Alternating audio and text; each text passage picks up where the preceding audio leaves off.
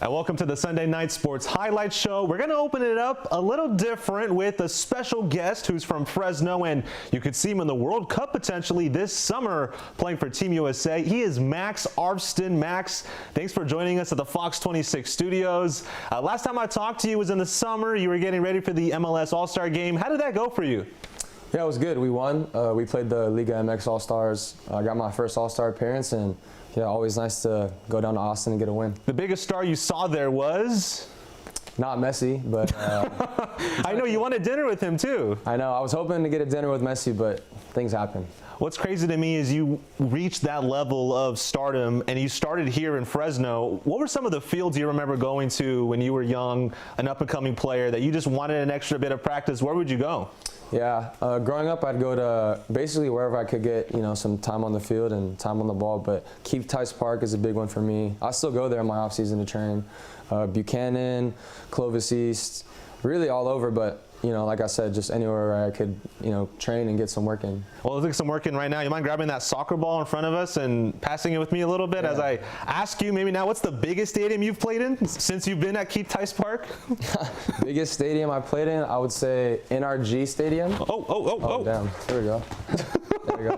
NRG Stadium, was that where the MLS All-Star game was, or was that where you scored your first goal?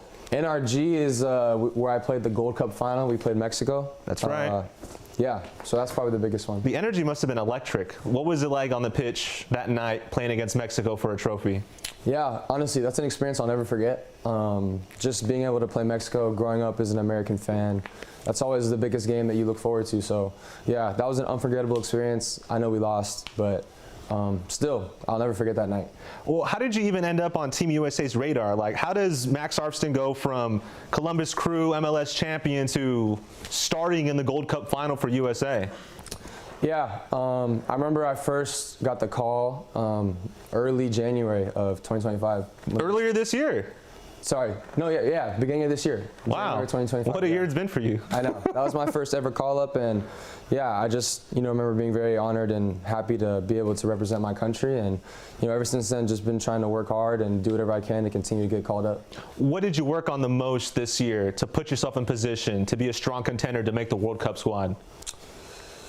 Obviously, the things on the field, the day in and day out, but I feel like my mental resiliency is what I really grew a lot with this year. Always I can keep improving it, but I think that's what's improved the most, just because I've been thrown in many different environments, whether it's with the USA or playing with my club team in Columbus, and high pressure moments. So I think that's what's I have developed the most, and obviously want to keep working on. You can throw me the ball a little bit more. I'm honestly not going to try. I'm going to get you the rock. My bad. The thing I hear about you a lot, Max, is you're aggressive. You don't mind taking on defenders, and that's what coaches like about you, because you are the kind of guy that can beat a guy dribbling. Where did that come from? Yeah, like I said, I just feel like growing up, the one thing I could always control, regardless of my playing environment, was just my technical ability and just working on being as good as I could possibly be on the ball. And yeah, whenever I play, I do really enjoy dribbling any chance I get, and trying to be aggressive and beat my guy 1v1. I feel like that's a big part of my game, and I've always taken it seriously, and I've kind of set like micro goals along the way, and try to stay present, because I feel like when I think too far in the future, that's when things can kind of get away from you. So I've always taken it serious and just trying to be locked in on the moment, really. So is that your advice to any young soccer players watching us right now who want to be the next Max Arfsten and potentially play for Team USA in the World Cup? What would be your advice to them?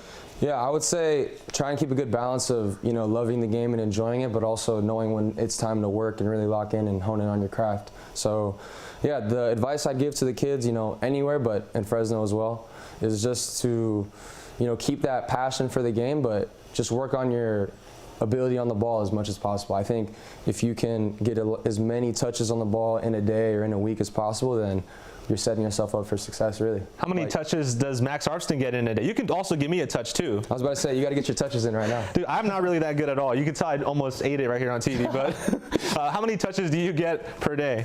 I don't know, to be honest. I've never counted, but definitely a good amount. Why was that so important to you to make it to the MLS and to continue to exceed expectations as you have? Why is that so important to you to do?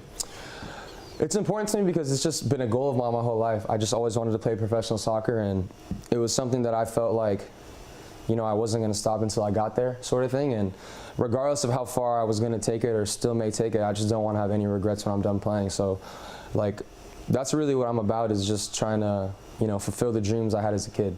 Well, how much USA soccer did you watch as a kid? I mean, we're kind of the same age, so the 2010 World Cup, I still remember Donovan scoring the game winner to go to the knockout stages, and then 2014, that was like their best chance to make the quarters, I thought. Wondolowski, I know you're out there maybe watching this. I know that was a tough shot. I forgive you.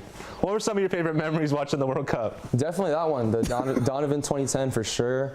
One that sticks out to me always is Jermaine Jones in 2014. Yes, the bender. The banger on Portugal. Yeah, but those are the moments that stick out to me for sure. And yeah, I just remember growing up, you watch all the USA games whenever they're on, so. Well, they missed the World Cup in 2018, but you saw them recently in 2022. Where do you see yourself fit into this USA roster if you were to make the World Cup squad? Yeah, I mean, obviously I have to make the squad, and that's what I'm focused on right now, my day-to-day, doing whatever I can to put myself in position to make the squad. But, I see myself fitting in wherever they need me to. I'm not going to go there and demand, like, oh, I need to play here, I need to play here. Like, I'm going there to help the team, and whatever they need from me is what I'll provide. All right, Max. Well, before we let you go, you got to dribble it a little bit for me. You got to show me what all these years of work have led up to. And tell me, why do you love that round ball? What about soccer makes you so passionate where you're willing to put in hours and hours and dribbles to be one of the top in the country? Tell me why you love soccer so much. To be honest, I just love touching the ball. I feel like whenever I dribble the ball or take someone on 1v1, I really get just like a good feeling, a sense of freedom, and yeah. Wow, Max Arfsten, you're going to see him potentially, very likely, he's a strong contender to be on the World Cup stage for Team USA. Good health to you, Max. Big goal for 2026 is the World Cup. What else are you looking forward to?